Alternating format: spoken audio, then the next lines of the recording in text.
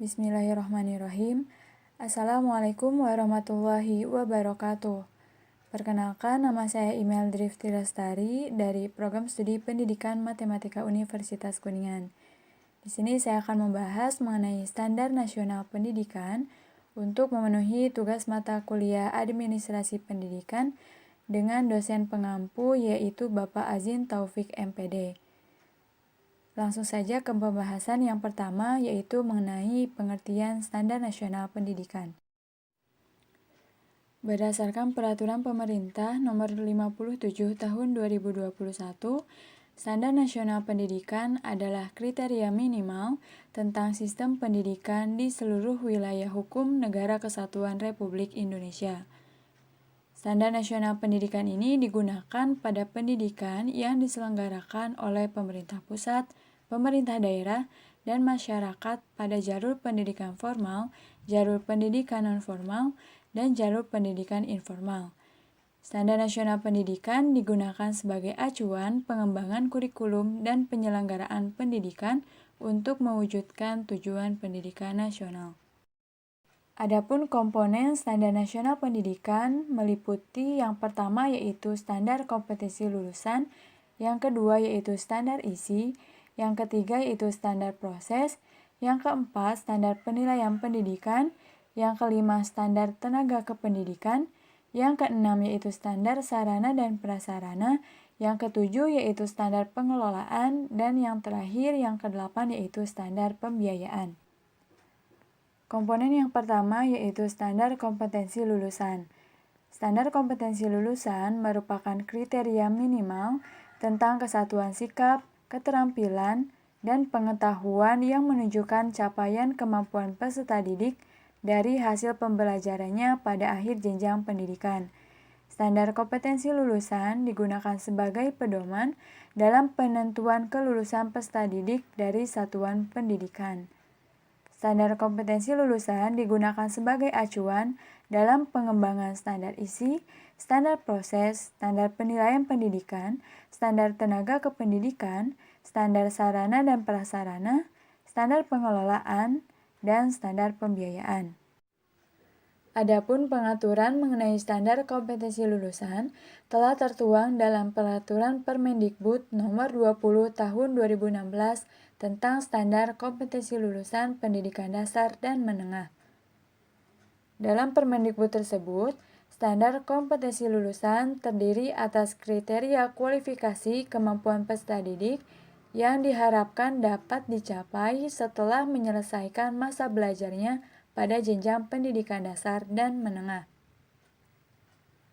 Dalam komponen standar kompetensi lulusan, terdapat 3 dimensi yaitu sikap, pengetahuan, dan keterampilan. Standar kompetensi lulusan pada dimensi sikap ialah peserta didik memiliki perilaku yang mencerminkan sikap beriman dan bertakwa kepada Tuhan Yang Maha Esa, berkarakter, jujur, peduli, bertanggung jawab, pembelajar sejati sepanjang hayat, dan sehat jasmani dan rohani yang sesuai dengan perkembangan anak yang cakupan lingkungannya disesuaikan dengan cakupan pendidikan pada setiap tingkat, mulai dari lingkungan keluarga, sekolah, masyarakat, dan lingkungan alam sekitar, bangsa, negara, kawasan regional, dan internasional. Standar kompetensi lulusan yang kedua adalah dimensi pengetahuan. Pada dimensi pengetahuan, setiap tingkat berbeda pada tingkat teknis dan turunannya. Uraian standar kompetensi lulusan pada dimensi pengetahuan ini adalah lulusan harus memiliki pengetahuan faktual, konseptual, prosedural, dan metakognitif pada tingkat teknis, spesifik, detail, dan kompleks berkenaan dengan ilmu pengetahuan, teknologi, seni, budaya, dan humaniora. Mampu mengaitkan pengetahuan dalam konteks diri sendiri, keluarga, sekolah, masyarakat, dan lingkungan alam sekitar, bangsa, negara, serta kawasan regional dan internasional. Adapun dimensi yang ketiga adalah dimensi keterampilan. Pada dimensi ini, lulusan harus memiliki keterampilan berpikir dan bertindak kreatif, produktif, kritis, mandiri, kolaboratif, dan komunikatif melalui pendekatan ilmiah. Pada tingkat SD dan sederajat, pendekatan ilmiah sesuai dengan tahap perkembangan anak yang relevan dengan tugas yang diberikan. Pada tingkat SMP dan sederajat, pendekatan ilmiah sesuai dengan yang dipelajari di satuan pendidikan dan sumber lain secara mandiri. Sedangkan pada tingkat SMA dan sederajat, pendekatan ilmiah sebagai pengembangan dari yang dipelajari di satuan pendidikan dan sumber lain secara mandiri. Yang kedua yaitu standar isi. Standar isi merupakan kriteria minimal yang mencakup ruang lingkup materi untuk mencapai kompetensi lulusan pada jalur, jenjang, dan jenis pendidikan tertentu. Ruang lingkup materi dirumuskan berdasarkan yang pertama yaitu muatan wajib sesuai dengan ketentuan peraturan perundang-undangan. Yang kedua yaitu berdasarkan konsep keilmuan, dan yang ketiga yaitu berdasarkan jalur, jenjang, dan jenis pendidikan. Adapun pengaturan mengenai standar isi tertuang dalam Permendikbud nomor 21 tahun 2016. Standar isi disesuaikan dengan substansi tujuan pendidikan nasional yang dijabarkan dalam domain sikap spiritual dan sikap sosial, pengetahuan, dan keterampilan. Standar isi ini dijabarkan sesuai dengan mata pelajaran dengan mengacu pada standar kompetensi lulusan. Selanjutnya yaitu standar proses.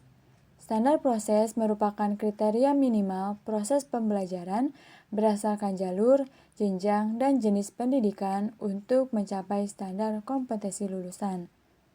Ketentuan mengenai standar proses telah tertuang dalam Permendikbud nomor 22 tahun 2016 tentang standar proses pendidikan dasar dan menengah. Dalam standar proses dijelaskan bahwa proses pembelajaran pada satuan pendidikan diselenggarakan secara interaktif, inspiratif, menyenangkan, menantang, memotivasi peserta didik untuk berpartisipasi aktif, serta memberikan ruang yang cukup bagi prakasa, kreativitas, dan kemandirian sesuai dengan bakat, minat, dan perkembangan fisik serta psikologis peserta didik.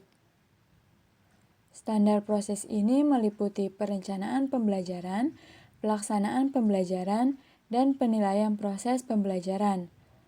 Langkah proses pembelajaran mulai dari perencanaan yang mencakup penyusunan silabus dan RPP, pelaksanaan proses pembelajaran yang meliputi persyaratan pelaksanaan proses pembelajaran serta pelaksanaan pembelajaran, penilaian hasil pembelajaran dengan penilaian terhadap proses pembelajaran menggunakan pendekatan penilaian otentik yang menilai kesiapan peserta didik, proses dan hasil belajar secara utuh, dan pengawasan proses pembelajaran dilakukan melalui kegiatan pemantauan, supervisi, evaluasi, pelaporan, serta tindak lanjut secara berkala dan berkelanjutan yang dilakukan oleh Kepala Satuan Pendidikan dan Pengawas. Yang keempat yaitu standar penilaian pendidikan. Standar penilaian pendidikan merupakan kriteria minimal mengenai mekanisme penilaian hasil belajar peserta didik. Pengaturan mengenai standar penilaian pendidikan diatur dalam Permendikbud nomor 23 tahun 2016 tentang standar penilaian pendidikan. Di dalam Permendikbud tersebut disebutkan bahwa penilaian pendidikan pada pendidikan dasar dan pendidikan menengah terdiri atas yang pertama yaitu penilaian hasil belajar oleh pendidik yang bertujuan untuk memantau dan mengevaluasi proses, kemajuan belajar, dan perbaikan hasil belajar peserta didik secara berkesinambungan. Bentuk penilaian oleh pendidik dapat berupa penilaian hasil belajar dalam bentuk ulangan, penugasan, dan atau bentuk lain yang hasilnya digunakan untuk mengukur pencapaian kompetensi peserta didik, memperbaiki proses belajar, serta menyusun laporan kemajuan siswa. Yang kedua yaitu penilaian hasil belajar oleh satuan pendidikan. yang bertujuan untuk menilai pencapaian standar kompetensi lulusan untuk semua mata pelajaran. Dilakukan melalui ujian sekolah sebagai penentuan kelulusan dari satuan pendidikan. Selain itu, penilaian oleh satuan pendidikan digunakan untuk penjaminan mutu dengan menetapkan kriteria ketuntasan minimal serta kriteria kenaikan kelas. Dan yang ketiga yaitu penilaian hasil belajar oleh pemerintah. Penilaian hasil belajar oleh pemerintah bertujuan untuk menilai pencapaian kompetensi lulusan secara nasional pada mata pelajaran tertentu berbentuk ujian nasional atau bentuk lain yang hasilnya digunakan untuk pemetaan mutu, pertimbangan seleksi masuk jenjang berikutnya, pembinaan, dan pemberian bantuan untuk meningkatkan mutu pendidikan. Prinsip-prinsip penilaian yang mengacu pada standar kompetensi lulusan dan standar isi dalam sesuai dengan standar penilaian harus sahih, objektif, adil terpadu, terbuka, menyeluruh, sistematis, beracuan kriteria, dan akuntabel. Selanjutnya yaitu standar pendidik dan tenaga kependidikan. Menurut Peraturan Pemerintah Nomor 32 Tahun 2013 tentang perubahan Peraturan Pemerintah Nomor 19 Tahun 2005 tentang Standar Nasional Pendidikan, mengatakan bahwa standar pendidik dan tenaga kependidikan adalah kriteria mengenai pendidikan prajabatan dan kelayakan maupun mental serta pendidikan dalam jabatan. Pendidik adalah guru sebagai pemegang peran penting dalam kegiatan pembelajaran, sedangkan tenaga kependidikan pada tingkat pendidikan dasar dan menengah terdiri dari pengawas sekolah, kepala sekolah, tenaga administrasi, tenaga perpustakaan, tenaga laboratorium. Standar pendidik dan tenaga kependidikan tertuang dalam berbagai peraturan, di antaranya yang pertama yaitu Permendiknas Nomor 12 Tahun 2007 tentang Standar Pengawas Sekolah atau Madrasah yang berisikan mengenai kualifikasi serta standar kompetensi yang harus dimiliki oleh pengawas, yaitu kompetensi kepribadian, supervisi manajerial, supervisi akademik, evaluasi pendidikan, penelitian, dan pengembangan serta kompetensi sosial. Yang kedua yaitu Permendiknas Nomor 13 Tahun 2007 tentang Standar Pengawas Sekolah atau Madrasah yang berisikan mengenai kualifikasi serta standar kompetensi yang harus dimiliki oleh kepala sekolah, yaitu kompetensi kepribadian, manajerial, kewirausahaan, supervisi, serta sosial. Yang ketiga yaitu Permendiknas Nomor 16 Tahun 2007 tentang Standar Guru yang berisikan mengenai kualifikasi serta standar kompetensi yang harus dimiliki oleh guru, yaitu kompetensi pedagogik, kepribadian, sosial, dan profesional. Yang keempat yaitu Permendiknas Nomor 24 Tahun 2008 tentang Standar Tenaga Administrasi Sekolah atau Madrasah yang berisikan mengenai kualifikasi serta standar kompetensi yang harus dimiliki oleh tenaga administrasi sekolah, yaitu kompetensi kepribadian, sosial, teknis, dan manajerial. Yang kelima yaitu Permendiknas Nomor 25 Tahun 2008 tentang Standar Tenaga Perpustakaan Sekolah atau Madrasah yang berisikan kualifikasi serta standar kompetensi yang harus dimiliki tenaga perpustakaan, yaitu kompetensi manajerial, pengelolaan, informasi, kependidikan, kepribadian, sosial, serta pengembangan profesi. Dan yang keenam yaitu Permendiknas Nomor 26 Tahun 2008 tentang Standar Tenaga Laboratorium Sekolah atau Madrasah. Tenaga laboratorium harus memiliki kualifikasi akademik yang sesuai serta 4 kompetensi utama, yaitu kompetensi kepribadian, sosial, administratif, dan profesional. Selanjutnya yaitu standar sarana dan prasarana. Standar sarana dan prasarana merupakan kriteria minimal sarana dan prasarana yang harus tersedia pada satuan pendidikan dalam penyelenggaraan pendidikan. Standar sarana dan prasarana ditentukan dengan prinsip yang pertama yaitu menunjang penyelenggaraan pembelajaran yang aktif, kreatif, kolaboratif, menyenangkan, dan efektif. Yang kedua yaitu menjamin keamanan, kesehatan, dan keselamatan. Yang ketiga yaitu ramah terhadap penyandang disabilitas, dan yang keempat yaitu ramah terhadap kelestarian lingkungan. Setiap tingkat satuan pendidikan memiliki kriteria minimum yang berbeda sesuai dengan kebutuhan setiap jenjang, seperti pengaturan mengenai jumlah minimal yang dapat dilayani dari tingkat SD minimal 6 rombongan belajar sampai tingkat SMP dan SMA minimal 3 rombongan belajar. Lahan dan bangunan pun harus sesuai dengan standar, termasuk standar keselamatan, kesehatan, aksesibilitas, kenyamanan, keamanan, kekuatan bangunan yang harus bisa bertahan paling tidak 20 tahun, sesuai dengan izin penggunaan serta persyaratan lainnya. Satuan pendidikan setidaknya harus memiliki ruang kelas, perpustakaan, laboratorium IPA, ruang pemimpin, ruang guru, ruang beribadah, ruang UKS, jamban, gudang, ruang sirkulasi, tempat bermain atau berolahraga, ruang konseling, ruang tata usaha, ruang organisasi kesiswaan, laboratorium biologi, fisika, kimia, komputer, bahasa, ruang praktik teknis, masing-masing berbeda kebutuhannya sesuai dengan tingkat pendidikan. Selanjutnya yang ketujuh yaitu standar pengelolaan. Standar pengelolaan merupakan kriteria minimal mengenai perencanaan, pelaksanaan, dan pengawasan kegiatan pendidikan yang dilaksanakan oleh satuan pendidikan agar penyelenggaraan pendidikan efisien dan efektif.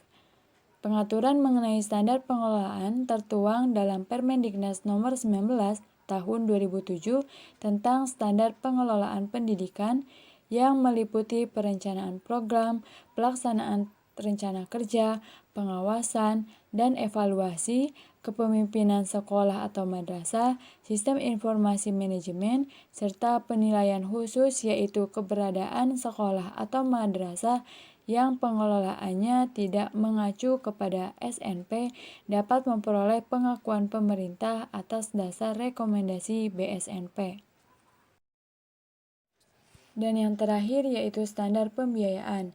Standar pembiayaan merupakan kriteria minimal mengenai komponen pembiayaan pendidikan pada satuan pendidikan. Pembiayaan pendidikan terdiri atas biaya investasi dan biaya operasional. Standar biaya operasional non-personalia adalah standar biaya yang diperlukan untuk membiayai kegiatan operasi non-personalia selama 1 tahun sebagai bagian dari keseluruhan dana pendidikan agar satuan pendidikan dapat melakukan kegiatan pendidikan secara teratur dan berkelanjutan sesuai dengan SNP.